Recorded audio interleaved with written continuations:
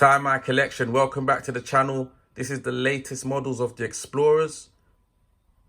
This one's at 36mm, 124270, the model number. This one is at 42mm, 226570, the Explorer II white dial version.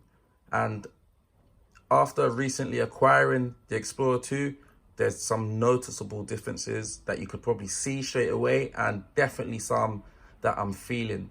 I am feeling the weight straight away. That's the most obvious thing. 42mm compared to 36mm. I can feel this watch on the wrist.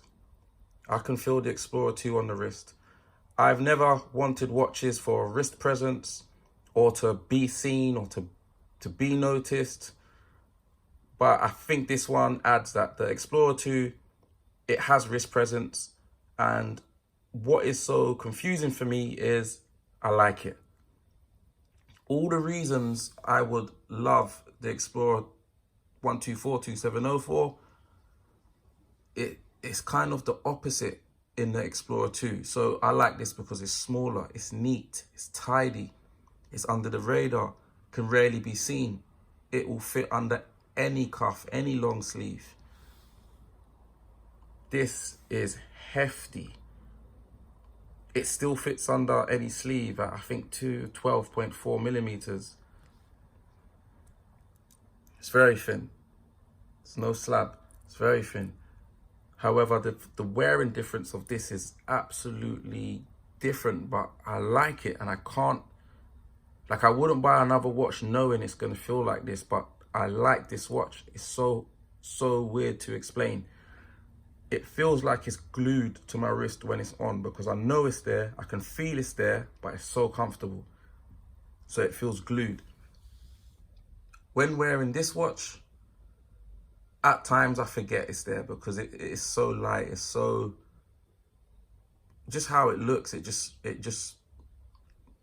I don't know how to explain it. It just vanishes on the wrist, but if you want to look there, you can see it looking beautiful as normal. So the main question that I've been asked so far is, what do I prefer?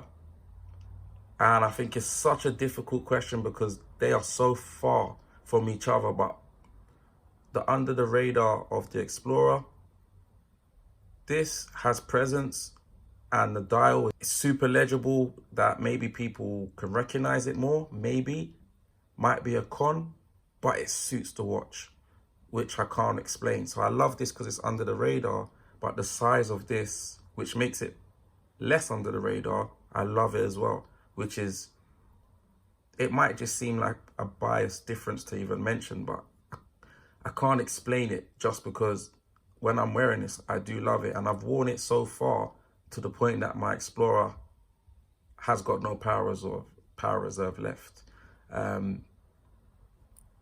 The bracelets, I think the Oyster bracelets are the best in the game, and I'll just leave it as that because they're both comfortable. However, this is on a NATO, and this is so comfortable at this weight. I'm not even thinking of changing it for a NATO yet, even though I thought that would be the first thing I'll do.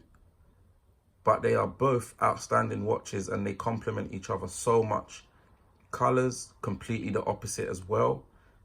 Black and white, you can't get any more opposite than that. And I think all the pros and cons are just, the best of this is maybe the worst of this, and the worst of this is the best of this, but it's still fantastic for both experiences. This doesn't have a date window, which I need. This does. But the 369, you just can't beat that. But I get a date window here. So literally the pros and cons are just so, it's tough, it's tough. This one at 39mm is the real spanner in the works, so to say. People have been saying, am I gonna get rid of this once the Explorer 2 comes, if I get it? And no, I'm not. This is outstanding. The accuracy is outstanding. NATO straps, that's what this lives on, because the bracelet isn't as good as the Oyster bracelet. It doesn't have micro adjustment. I don't even think it tapers. But this difference, this gives me a real difference between the two of them. It's not as noticed, so people probably would think it's more of a fake Rolex Explorer II than a expensive Grand Seiko. And it's quartz, and it's the size that's in between the middle of them at 39mm, which is kind of the best of both. It's got a date window, which I've noticed on the Explorer 2, you can't see the date from all angles because of the Cyclops, whereas this, I can move it around and we can see 14. But on the Cyclops, let me just show you. So even at that angle there, you can't see 14.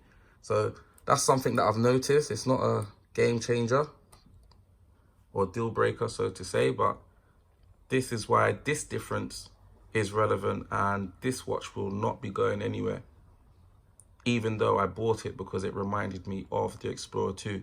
But I did think I didn't want to buy the old 40mm reference secondhand, and this is, it's just in between the middle, right in between the middle, which can't complain.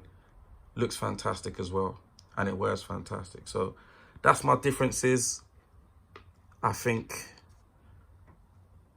I'm very fortunate to have the free or whatever I have, and I appreciate it. I also appreciate the support on the channel on Instagram as well.